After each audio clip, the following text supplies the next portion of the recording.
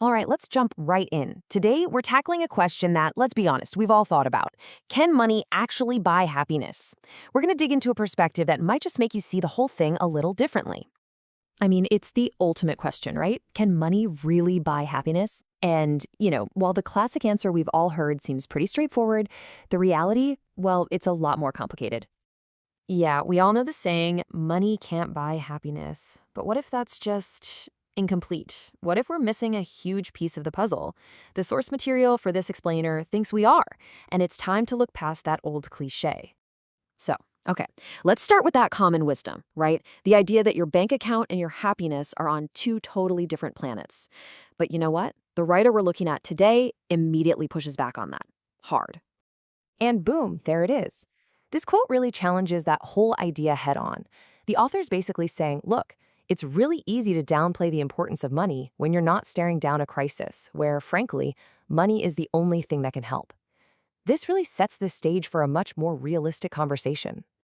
And to make this point stick, this isn't some abstract philosophical argument. No, instead, we get a really powerful, down-to-earth example, a father who is under an incredible amount of pressure. And just look at what he's dealing with. We're not talking about luxuries here. These are the heavy, fundamental things. One of his kids needs constant medical care. His wife needs surgery. And on top of all that, his other kids have dreams of becoming doctors and lawyers. You can just feel the weight on his shoulders, can't you? Because every single one of those things costs a lot of money. And that's the real question, isn't it? The one that gets to the heart of everything. How is he supposed to manage all of this? This isn't about affording a vacation. This is about his family's health, their future, their basic well-being. So, keeping this family story right in the front of our minds, our source presents a totally new way of looking at this whole debate. It's a real shift in how we frame the conversation. And this right here, this is the key. The whole argument in a nutshell. The author actually agrees. You can't just go to a store and buy a box of happiness. But, and this is the game changer, if you already have happiness, money can be the thing that helps you hold on to it. It can act like a shield. It's a subtle difference, but it's a profound one. So what do we even mean by sustain happiness? Well, let's bring it back to that father. For him, it means getting rid of that crushing stress. It means that worrying about how to pay for surgery or tuition doesn't completely erode the peace and the love that already exists in his family. And the idea keeps building from there.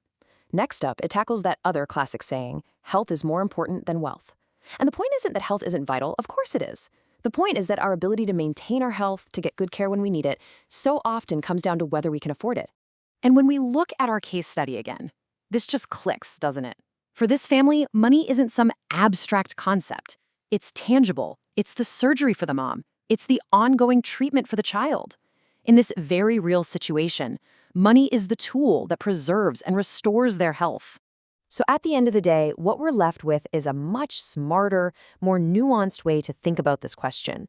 The author isn't saying money is the only thing that matters, not at all, but its role is way more critical than those simple, dismissive cliches would have you believe. So, if you're going to take just one thing away from all this, let it be this idea.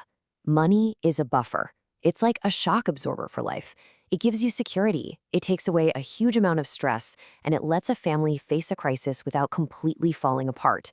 It doesn't magically create happiness, but it can be an amazing shield for the happiness you've already built. And that just leaves us with one final big question to chew on. If money is the buffer that protects happiness, does that mean that having financial security is actually the foundation you need to build a happy life in the first place? Definitely something to think about.